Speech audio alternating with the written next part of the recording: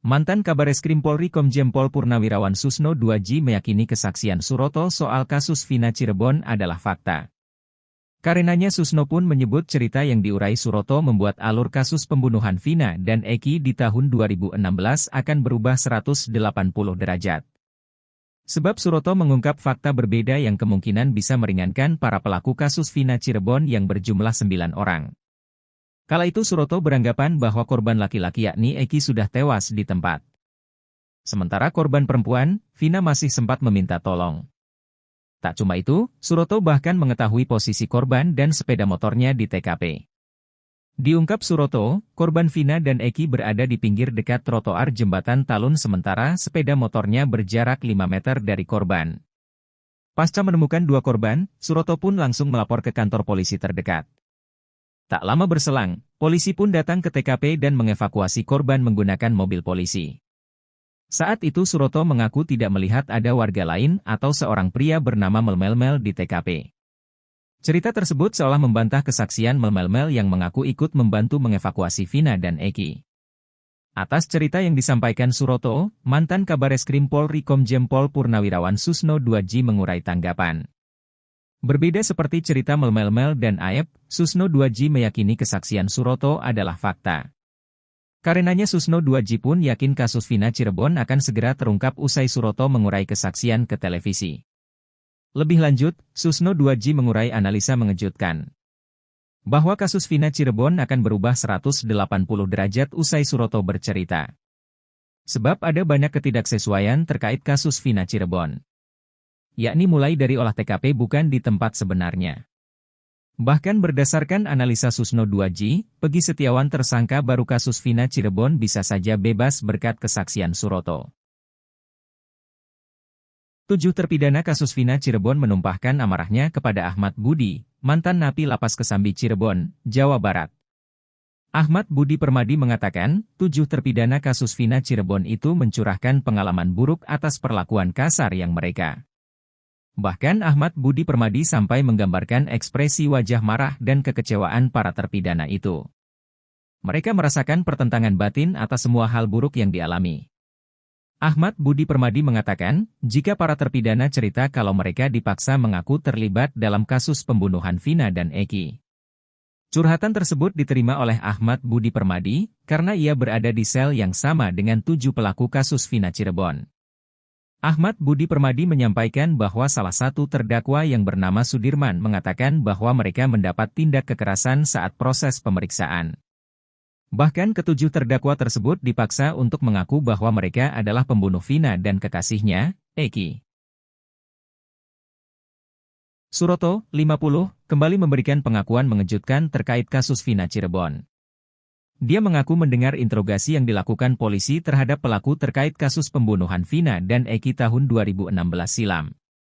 Diketahui, dia ini adalah petugas kemananan atau mandor di Desa Kecomberan, Kecamatan Talun, Kabupaten Cirebon.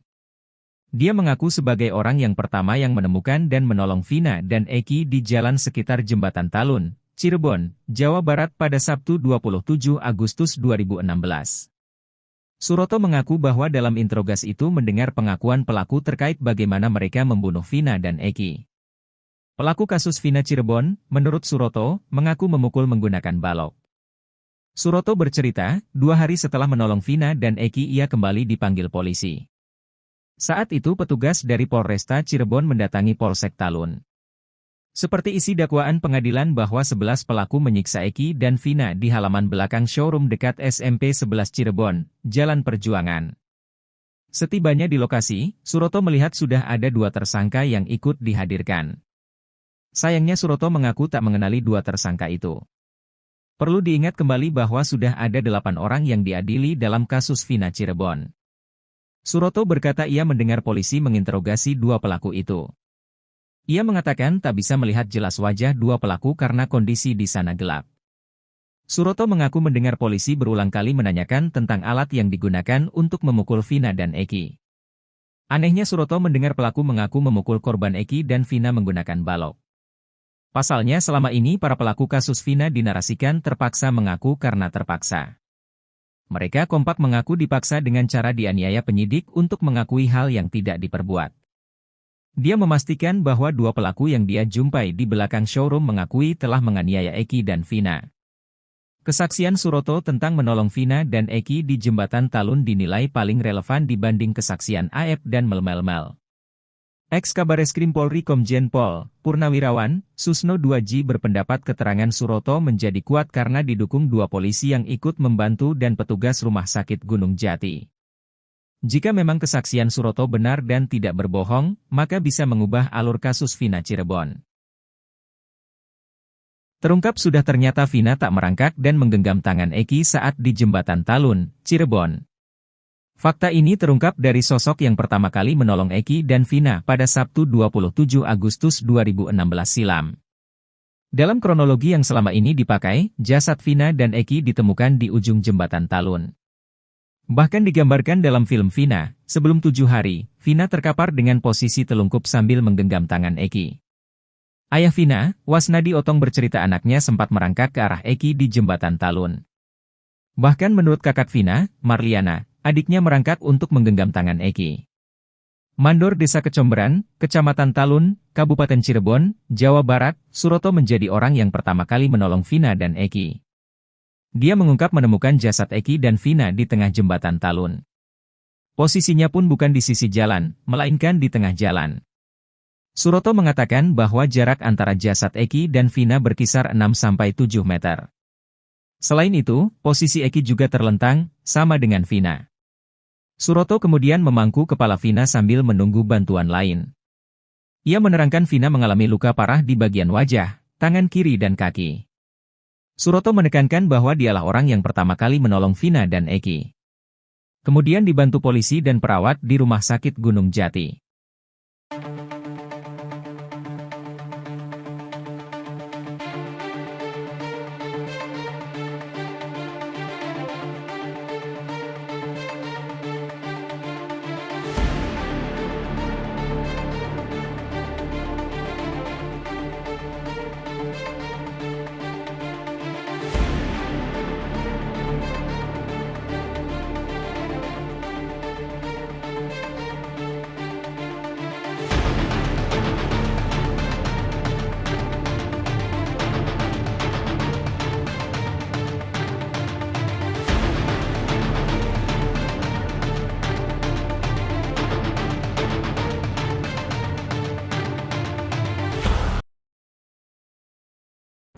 Saksi yang menolong Vina dan Eki pada 2016 lalu, Suroto, kini mengungkap fakta baru tentang kasus yang terjadi pada 8 tahun lalu.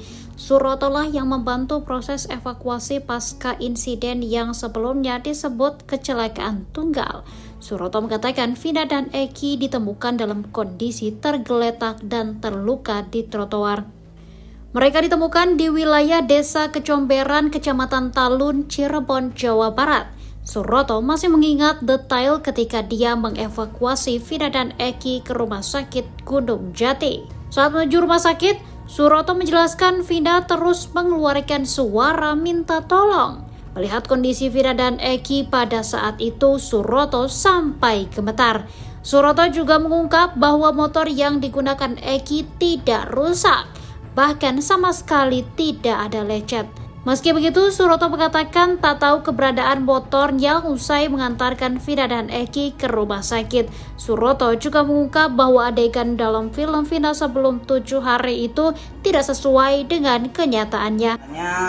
Sasarannya ya ibu-ibu atau cewek sasarannya gitu. Jadi karena saya merasa wilayah kita nggak nyaman, ya saya tiap jam itu keliling muter, Pak.